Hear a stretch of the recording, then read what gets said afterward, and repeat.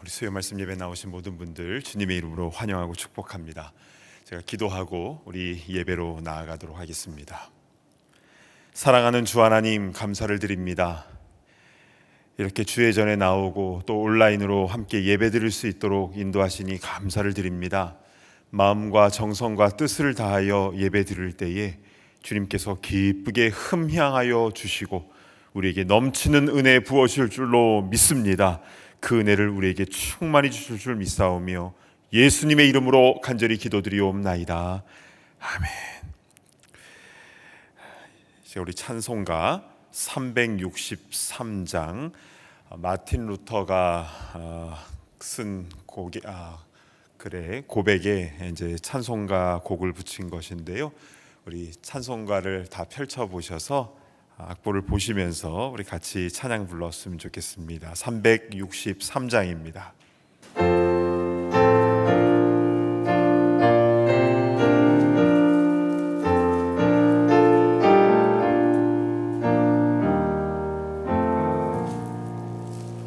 내가 깊은 곳에서 주를 불러 아뢰니 주여 나의 간구를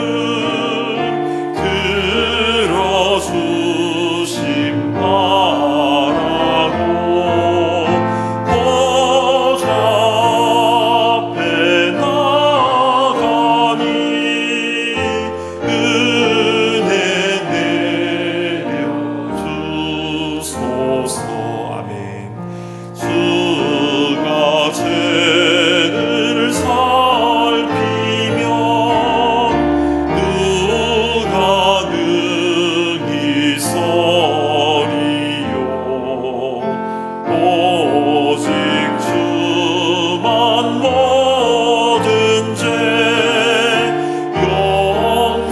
용서하여 주시니 주님 앞에 떨면서 용서하십니다.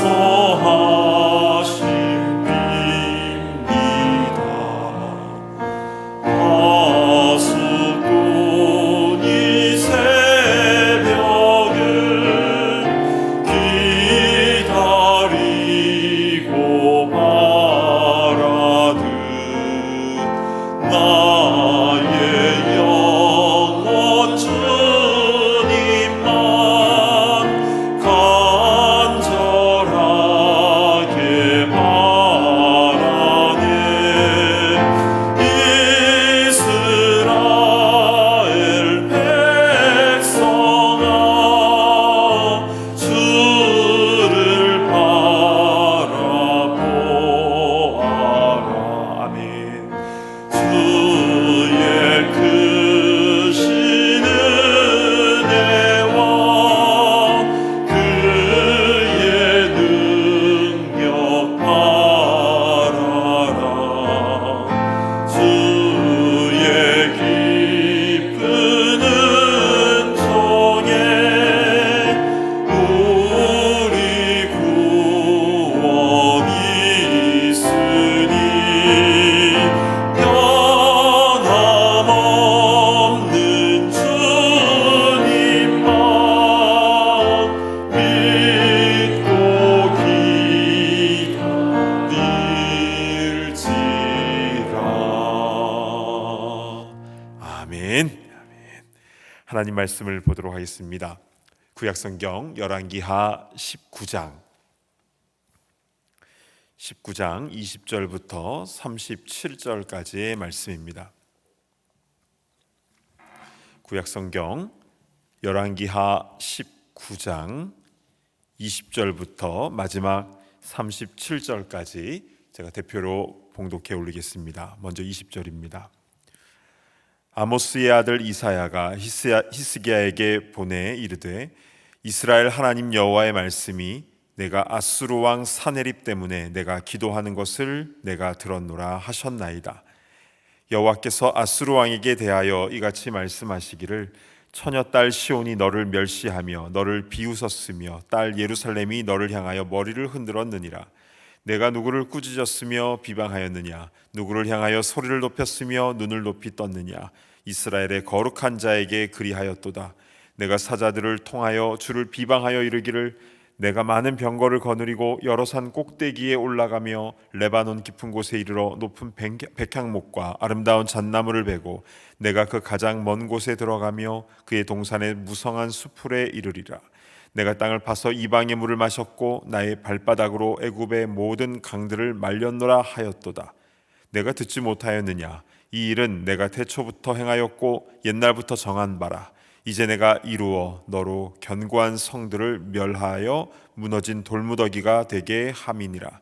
그러므로 거기에 거주하는 백성의 힘이 약하여 두려워하며 놀랐나니 그들은 들의 채소와 푸른 풀과 지붕의 잡초와 자라기 전에 시든 곡초같이 되었느니라. 내 거처와 내 출입과 내가 내게 향한 분노를 내가 다 아노니 내가 내게 향한 분노와 내 교만한 말이 내 귀에 들렸도다. 그러므로 내가 갈고리를 내 코에 꿰고 재갈을 내 입에 물려 너를 오던 길로 끌어 돌이키리라 하셨나이다. 또 내게 보일 징조가 이러하니 너희가 금년에는 스스로 자라난 것을 먹고 내년에는 그것에서 난 것을 먹되 제3년에는 심고 거두며 포도원을 심고 그 열매를 먹으리라. 유다 족속 중에서 피하고 남은 자는 다시 아래로 뿌리를 내리고 위로 열매를 맺을지라. 남은 자는 예루살렘에서부터 나올 것이요 피하는 자는 시온산에서부터 나오리니 여호와의 열심히 이 일을 이루리라 하셨나이다 하니라. 그러므로 여호와께서 아수르 왕을 가리켜 이르시기를 그가 이 성에 이르지 못하며 이리로 화살을 쏘지 못하며 방패를 성을 향하여 세우지 못하며 치려고 토성을 쌓지도 못하고 오던 길로 돌아가고 이 성에 이르지 못하리라 하셨으니 이는 여호와의 말씀이시라. 내가 나와 나의 종 다윗을 위하여 이 성을 보호하여 구원하리라 하셨나이다 하였더라. 이 밤에 여호와의 사자가 나와서 아수르 진영에서 군사 18만 5천 명을 친지라. 아침에 일찍 일어나 보니 다 송장이 되었더라. 아수르 왕 사네립이 떠나 돌아가서 니느웨에 거주하더니 그가 그의 신 니스록의 신전에서 경배할 때에 아들람멜렉과 사레셀이 그를 칼로 쳐 죽이고 아라랏 땅으로 그들이 도망하매 그 아들 에살핫돈이 대신하여 왕이 되니라. 아멘. 잠시 기도합니다. 하나님 아버지, 오늘 이 시간에도 주의 말씀에 귀를 기울입니다. 우리에게 꼭 필요한, 지금 우리에게 필요한 생명의 말씀 허락하여 주시고 그 말씀 우리 마음에 잘 새기며 그 말씀 그대로 준행하게 하여 주옵소서. 예수님의 이름으로 간절히 기도하옵나이다. 아멘. 오늘은 열왕기하 19장의 세 번째 시간으로서 기도하는 것을 내가 들었노라 라는 제목으로 하나님 말씀을 증거하겠습니다. 지난주 말씀을 잠시 정리하면요, 남유다의 13대 왕인 히스기야는 아수르 제국의 산헤립 왕으로부터 공격을 받고 있었습니다.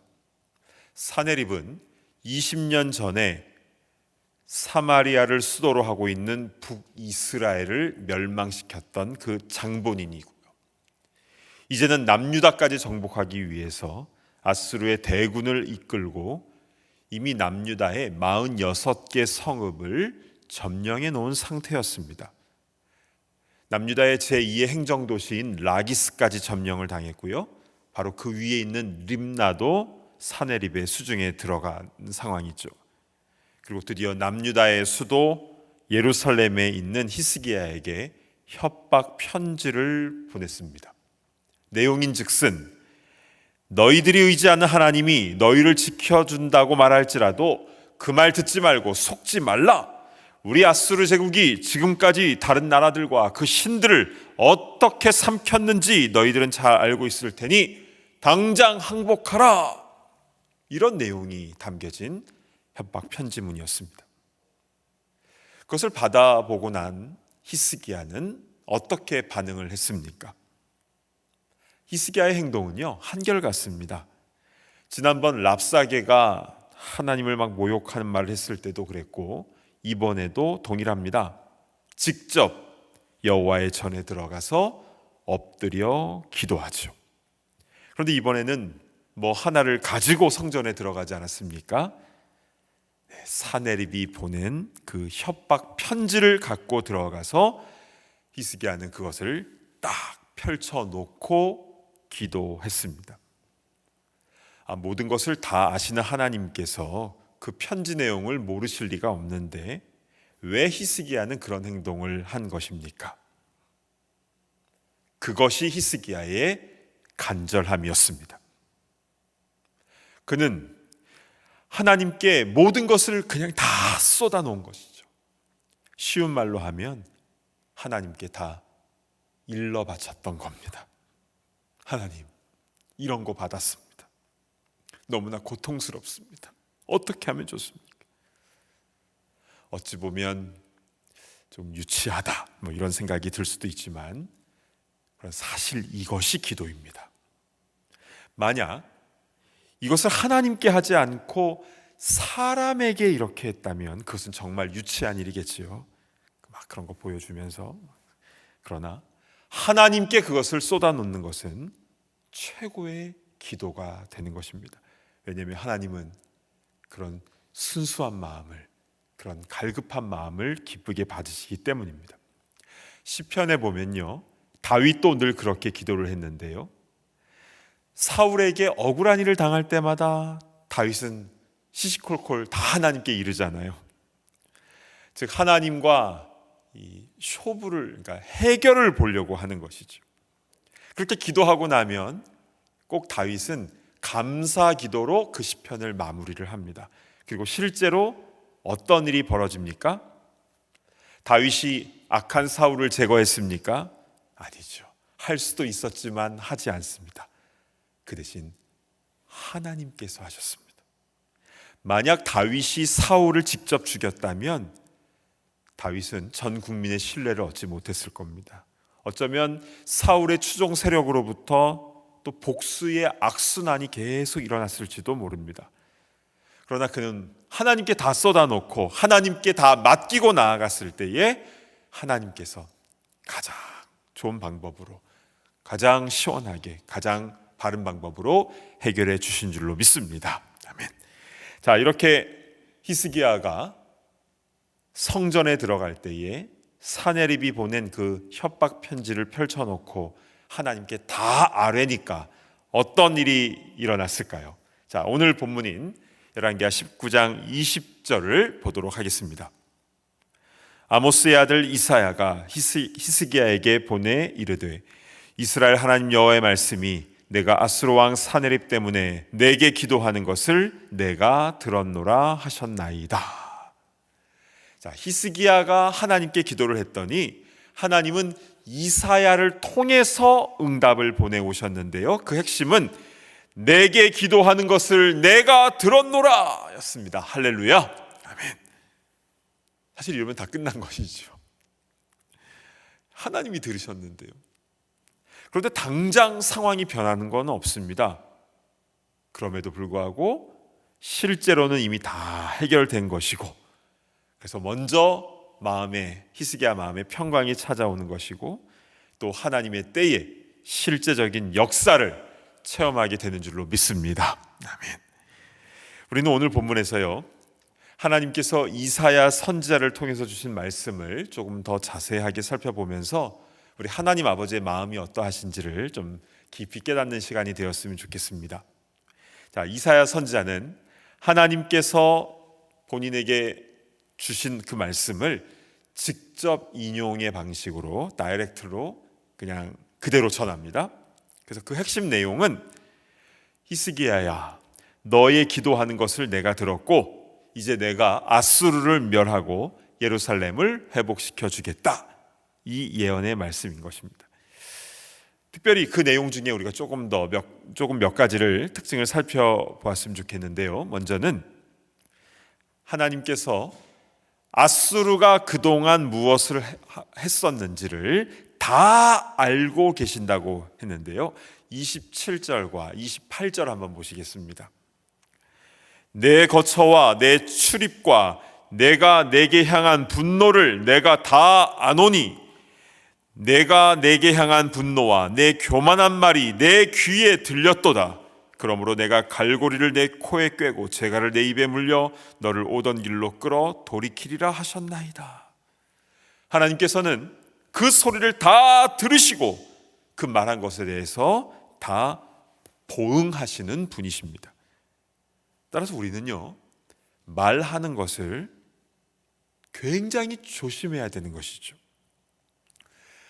오래전에 이스라엘 백성들이 광야에서요, 출애굽하고 나서 광야에서 정탐꾼의 그 12정탐꾼의 브리핑을 듣고 나서 땅을 치며 통곡하지 않았습니까? 그 장소가 가데스 바네아였는데요. 뭐라고 말했냐면, 우리는 이제 이 광야에서 다 엎드려져 죽게 되었다라고 했습니다.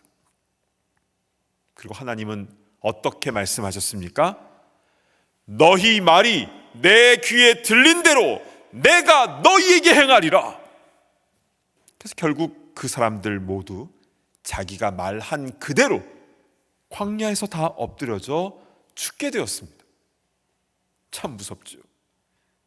따라서 우리는 말 한마디라도 바르게 해야 되고 조심해서 해야 합니다.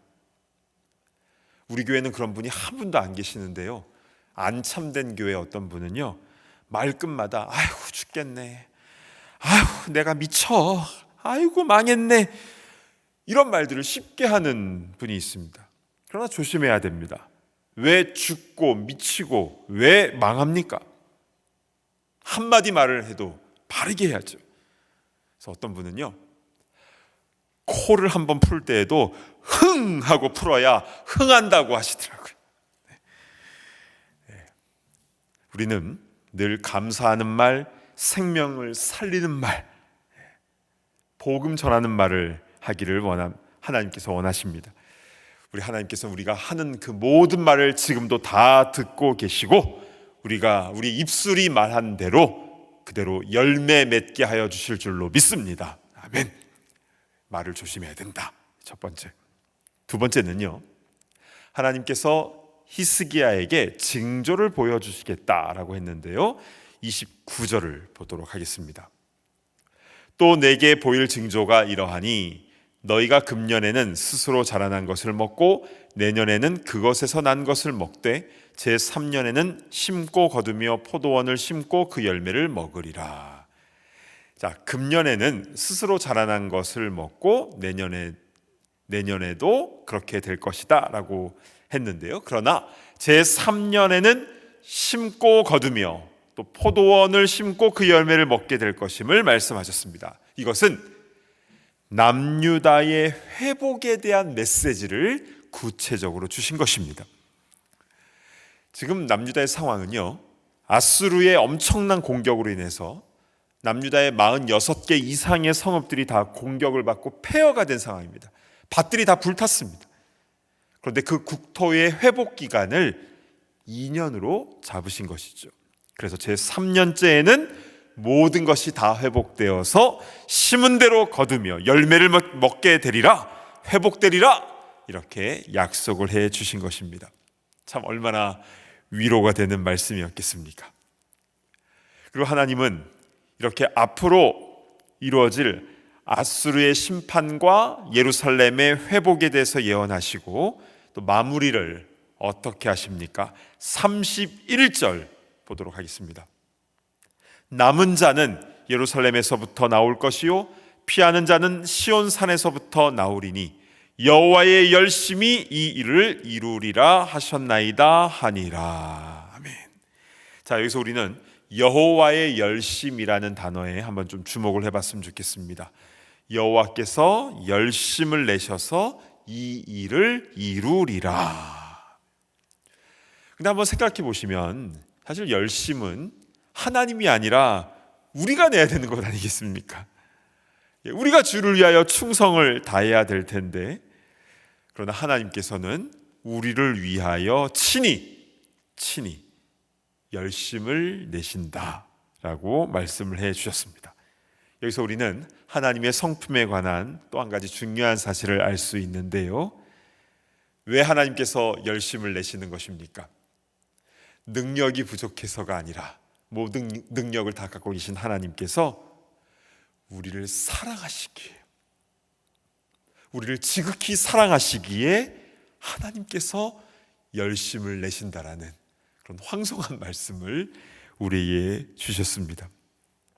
그래서요, 히스기야가 그 협박 편지문을 펼쳐놓고 간절히 기도하는 그 모습을 보시고 하나님은 같이 마음 아파하시고, 또 사네립과 랍사게가 하나님을 향하여 모욕된 말을 할 때 하나님은 다 들으시고 이제 심판하겠다, 너가 말한 대로 내가 그에 대한 보응을 하겠다라고 말씀을 하신 것인데요, 그래서 실제로 어떤 역사가 일어납니까?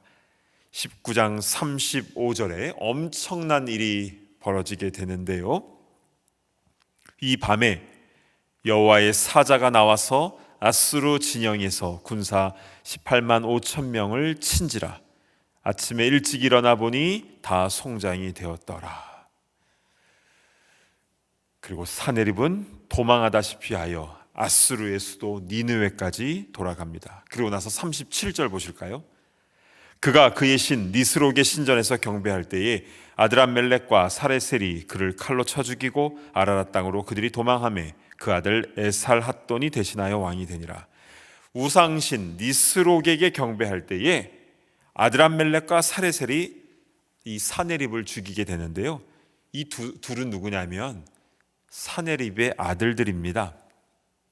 그러니까 자기 자식이 아버지를 죽이고 아라랏 쪽으로 도망을 하게 되는데요, 그래서 사네립의 다른 아들인 에살핫돈이 대신하여 왕이 되었다. 이렇게 열왕기하 19장은 마치고 있습니다. 그리고 이때부터 아수르 제국은, 그러니까 18만 5천 명이 전멸당하는, 그리고 그리고 사네립이 암살당하는 이 사건을 기점으로 해서 이 아수르는 점점점 몰락하더니 결국 바벨론에 의해서 멸망당하게 됩니다. 이것이 아수르 제국의 최후였고요. 반면 히스기야가 하나님 앞에 엎드렸을 때에 남유다는 하나님의 열심으로 이 나라가 위기 상황에서 오히려 회복의 역사가 일어나게 되었는데요, 하나님께서는 말씀하신 그대로 말씀대로 성취하는 우리 하나님이신 줄로 믿습니다. 아멘. 자, 이렇게 해피엔딩으로 오늘 19장 말씀이 마무리가 됐는데요, 자, 그런데 우리는 여기서 한 가지 좀 생각해 보아야 할 것이 있습니다. 그것은 열왕기하 20장 20절로 한번 가보실까요? 히스기야의 남은 사적과 그의 모든 업적과 저수지와 수도를 만들어 물을 성 안으로 끌어들인 일은 유다왕 역대지락에 기록되지 아니하였느냐. 자, 저수지와 수도 시스템을 만들어서 물을 성 안으로 끌어들인 일. 여기서 저수지는 실로암 연못이고요, 수도는 그 유명한 히스기야 터널이 되겠습니다. 작년 12월 6일 날 주일 설교였던 실로암의 비밀, 혹시 기억나십니까?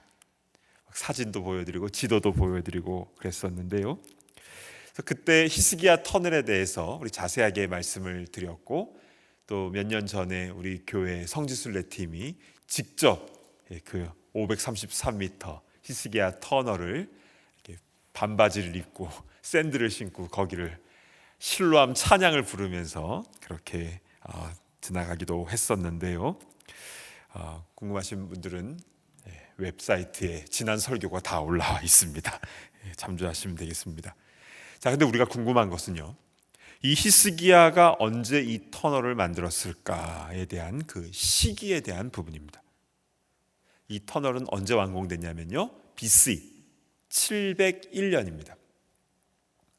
그리고 오늘 본문에 사네립이 예루살렘을 공격하려고 하다가 18만 5천 명이 죽은 이때도 주전 701년입니다. 그렇습니다. 히스기야는 예루살렘 성의 유일한 수원지인 이 기혼샘, 물이 지금도 콸콸콸 솟아납니다. 그 기혼샘의 물이 그냥 기드론 골짜기를 통해서 다 그냥 흘러가 버리는 게 아니라 533m 터널을 파서 이 예루살렘 성 안쪽 맨 남쪽에 있는 좀 지대가 낮은 그곳으로 그 물을 다 저장할 수 있도록 했던 이 엄청난 터널 공사는 다름 아닌 아수르의 사네립의 공격에 대비해서 공사했던 겁니다. 바로 이때 한 거였죠. 근데 우리가 이미 살펴본 바대로 하나님께서 그들을 다 전멸시키셨잖아요. 하룻밤 사이에 그 많은 군대가 성장이 되어버렸습니다. 그러면 괜히 터널 파느라 그렇게 그냥 고생한 것 아닌가? 믿음이 없어서 인간적인 헛된 노력을 한 것이 아닌가? 이런 생각이 들 수 있습니다. 자, 그런데 이에 대한 역대하의 말씀을 한번 보겠습니다. 32장 30절을 보실까요? 이 히스기야가 또 기혼의 윗샘물을 막아 그 아래로부터 다윗성 서쪽으로 곧게 끌어들였으니 히스기야가 그의 모든 일에 형통하였더라.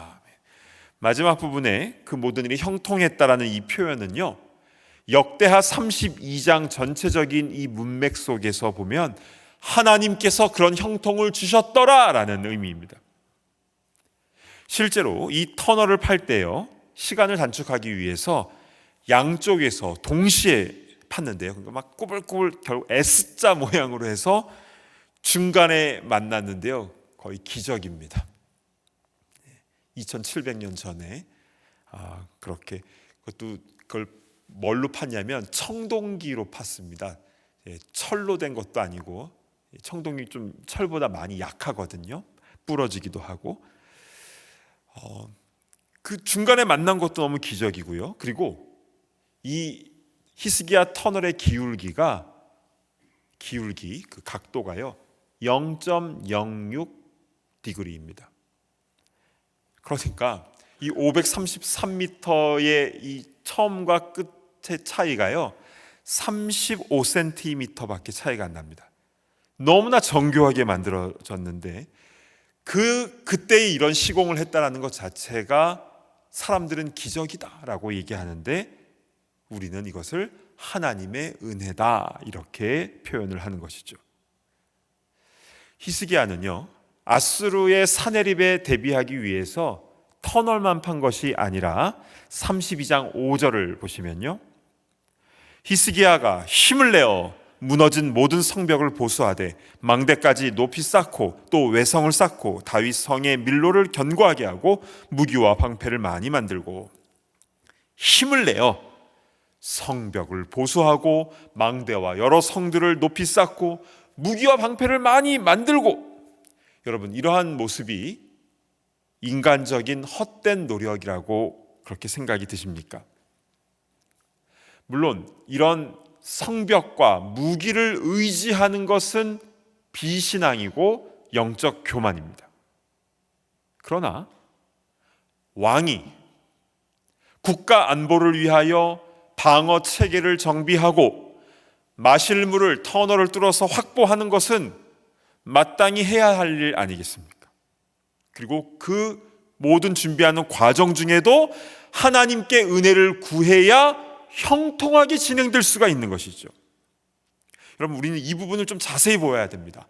하나님의 열심, 하나님께서 모든 것을 다 이루셨잖아요. 그럼 우리는 아무것도 하지 않고 그냥 가만히 있으면 되는 것인가? 여러분, 홍해 앞에 선 이스라엘 백성들을 한번 생각해 보시길 바랍니다. 모세는 그들에게요, 너희는 가만히 서서 여호와께서 우리를 위하여 행하시는 구원을 보라 라고 선포를 했습니다. 그리고 지팡이를 앞으로 내밀었을 때에 동풍이 불어서 그 홍해를 멋있게 갈랐죠. 그렇다면 정말 이스라엘 백성들은 가만히 서서 아무것도 안 한 것입니까? 그렇죠. 하나님이 다 하신 것 같은데, 그런데 이스라엘 백성들은 무엇을 했습니까? 아무것도 안 한 게 아니라 예전에 살던, 애굽에서 살던 그 집 문에 어린 양의 피를, 말씀에 순종하여 그 피를 발랐고, 그리고 그 다음날 출애굽하여 나왔고 홍해 앞에까지 나온 것입니다. 그 말씀에 대한 순종이 있었던 것이죠. 우리가요, 모든 것 다 하나님께서 하셨습니다 라고 고백할 때는 하나님께서만 막 열심 내시고 나는 가만히 있어서 그냥 떠먹여주는 거 그냥 잘 받아 먹었습니다. 아닙니다. 그렇게 하시는 분이 없습니다. 우리는 하나님의 백성으로서 우리가 내야 되는 열심이 분명히 있습니다. 어떤 열심입니까? 오늘 주신 말씀, 먼저 내 입에서 잘못된 말을 해서는 안 되는 것입니다. 조심해서 말을 해야 되는 것이고, 또 주의 전에 나와서 나의 문제를 주님 앞에 쏟아놓고 하나님 앞에 간절히 기도함이 있어야 되는 것이고, 또한 내가 마땅히 맡은 부분에 대해서, 그 사명에 대해서 하나님께 도움을 구하며 열심히 감당해야 될 부분이 있는 것입니다. 이렇게 충성을 다한 성도가 결국에는 무엇을 고백합니까? 하나님께서 하셨습니다 라고 고백하는 겁니다. 왜냐하면 하나님께서 은혜 주시지 않으면 우리는 아무것도 할 수가 없는 것이죠. 우리는 게으른 종이 되어서는 안 됩니다. 겸손하면서도 충성을 다하는 종이 되어야 되는 것이죠. 여러분, 하나님은요, 우리 모두는 하나님 앞에서 결산하게 된다라고 성경에 반복적으로 말씀하고 있습니다. 결산한다. 그때 우리는 이렇게 고백을 해야 되겠죠. 나는 무익한 종입니다. 그저 해야 할 것을 한 것뿐입니다 라고 겸손히 고백할 때에 우리 주님께서 잘하였도다 착하고 충성된 종아, 주님께서 기뻐하시며 빛나는 하늘 상급으로 가득 채워주실 줄로 믿습니다. 그렇게 겸손하게 쓰임받는, 또 충성되게 쓰임받는, 그리고 또 하나님께만 영광을 올려드리는 그런 우리 모두가 다 되기를 간절히 바랍니다. 아멘. 주신 말씀 붙잡고 우리 함께 기도하겠습니다. 황송하게도 하나님께서 우리를 위하여 열심을 내고 계십니다. 지금 이 시간에도 우리를 눈동자와 같이 지켜보고 계시고, 우리의 모든 소리와 우리의 마음, 우리의 작은 신음도 다 보고 듣고 계십니다. 그런데 우리는 가만히 있는 것이 아니라 우리도 우리에게 주어진 그 열심을 내야 되는 것이죠. 말을 조심하고 엎드려서 간절하게 기도하고 또 주신 직분 겸손히 감당해야 될 책임이 있는 것입니다. 오늘 우리 주신 말씀 붙잡고 함께 기도할 때 주님, 충성을 다하며 겸손하며 또 주님께만 영광 올려드리는 그런 주의 종들이 다 되게 하여 주시옵소서. 우리 주신 말씀 붙잡고 통성으로 기도하며 나아갑니다. 하나님 아버지, 은혜를 베풀어 주시기를 간절히 소망합니다. 아버지, 오늘 말씀을 통하여 하나님께서 우리를 위하여 열심을 내신다는 이 귀한 사실을 다시 한번 깨닫게 하시니 참으로 감사를 드립니다. 결국 하나님께서 다 이루시지 않으셨습니까? 아버지 하나님, 정말 우리를 위하여 작은 것 하나하나 주님께서 하시옵소서. 역사하여 주신 우리는 늘 경험하지 않았습니까? 주님, 우리가 그 하나님께 감사할 수 있도록 인도하시고, 우리는 가만히 있는 것이 아니라 우리에게 주어진 맡겨주신 그 직분을 잘 감당하는 데 부족함이 없도록 인도하여 주옵소서. 내가 했다라고 교만하지 않도록 인도하여 주시고, 그저 묵묵하게 겸손하게 맡겨주신 일을 잘 감당하며 오직 해야 할 일을 했습니다. 하나님께만 영광 올려드립니다. 주님께서 다 하셨습니다라고 고백할 줄 아는 그런 겸손한 주의 일꾼들 다 될 수 있도록 인도하여 주옵소서. 우리 삶 가운데 주님 그런 은혜를 베푸시기를 소망합니다. 한 가지 더 위해서 우리 기도할 때예요. 우리 오늘은 네팔의 수렌드라 목사님을 위해서 함께 기도했으면 좋겠습니다. 수렌드라 목사님은 한국의 신학교에서 공부를 하시고 다시 네팔로 돌아가서 거기서 교회를 여러 개를 개척하고 목회를 하고 선교 사역을 하시는 분이십니다. 네팔은 전통적으로 힌두교 나라인데요. 지금 코로나 상황에서 지방 정부가 기독교인들에게는 의료 지원, 구호 물품 모든 것들을 다 박탈하고 또 교회를 세우는 일들에 대해서 여러 가지로 굉장히 심한 핍박을 하고 있다고 합니다. 우리 수렌드라 목사님과 또 그곳에서 사역하는 모든 선교사님들을 위해서 기도해 주셨으면 좋겠고요. 그런 핍박 속에서도 주님의 위로와 능력으로 모든 사역 잘 감당할 수 있도록 인도하여 주옵소서. 또한 그 땅을 위해서 기도할 때에 이 코로나 시기에 학교가 다 문을 닫자 이 비대면 수업이 안 되니까 아이들은 그냥 다 방치되고 매춘에 뛰어들고 정말 총체적으로 어려운 상황이 있는 것 같습니다. 우리 네팔을 위해서 기도할 때 주여 복음으로 새로워지게 하여 주시옵소서. 이 어려운 때에 오히려 역전의 은혜가 일어나게 하여 주시고 모든 핍박과 어려움 속에서 오히려 주의 복음이 더 순수하게 증거되어지게 하여 주시옵소서. 우리 땅을 위해 함께 통성으로 기도하며 나아갑니다. 하나님 아버지 은혜를 베풀어 주시를 간절히 소망합니다. 주님, 네팔 땅을 주님 기억하여 주시옵소서. 그 고산지대에 그 수많은 신들, 정말 힌두이즘과 또한 이슬람과 불교 문화가 생각하는 그 땅 가운데서 지금도 목숨 걸고 사역하시는 수많은 선교사님들과 또 현지 사역자들 주님 기억하여 주옵소서. 특별히 스웬드라 목사님을 기억하여 주시고 네 번째 교회를 지금 개척하고 있는 가운데 있습니다. 주님, 그 모든 과정 가운데에 열매들이 맺혀질 수 있도록 인도하여 주옵소서. 주님, 코로나 상황에서 여러 가지 더 많은 핍박과 어려움이 있다 할지라도 주님, 그것을 뛰어넘는 주님의 은혜가 있게 하여 주시고 주님의 권능의 손으로 함께하여 주시옵소서. 아버지, 아니 어려움 가운데서 길이 열려지는 역사가 날 수 있도록 인도하여 주옵소서.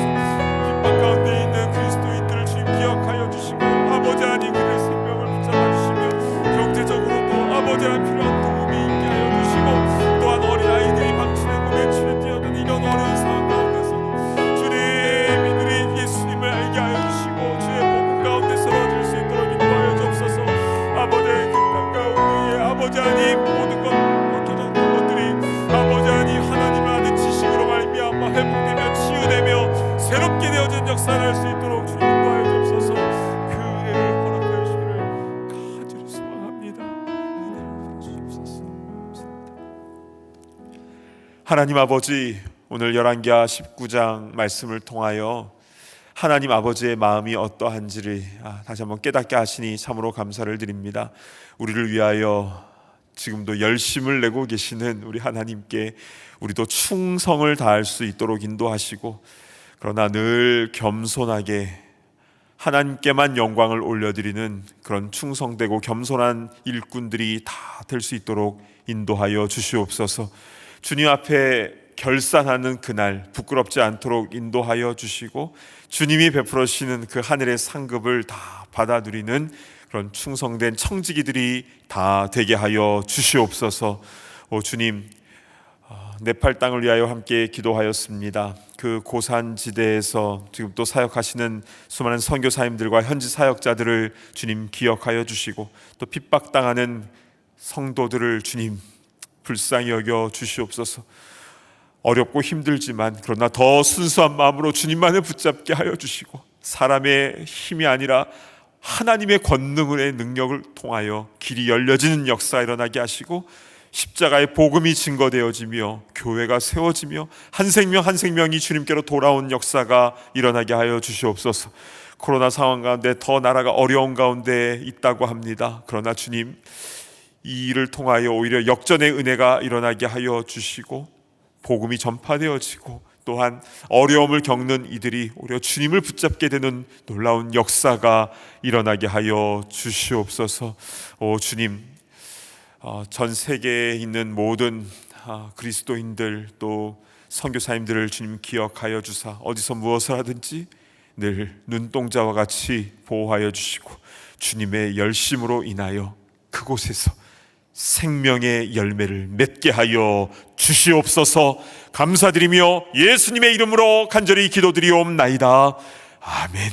이제는 우리 주 예수 그리스도의 그 크신 은혜와 아버지 하나님의 무한하신 사랑하심과 성령님의 감동 감화 교통하심의 역사가 우리를 먼저 사랑하여 주시고 열심을 내어 주시는 그 하나님께 감사하며 우리도 주님을 사랑하며 충성을 다하기를 소망하는 모든 주의 권속들 청지기들 머리 위에와 특별히 네팔에서 사역하는 모든 선교사님과 현지 사역자들과 또한 핍박받는 성도들 위에 이제로부터 영원토록 함께 있을지어다.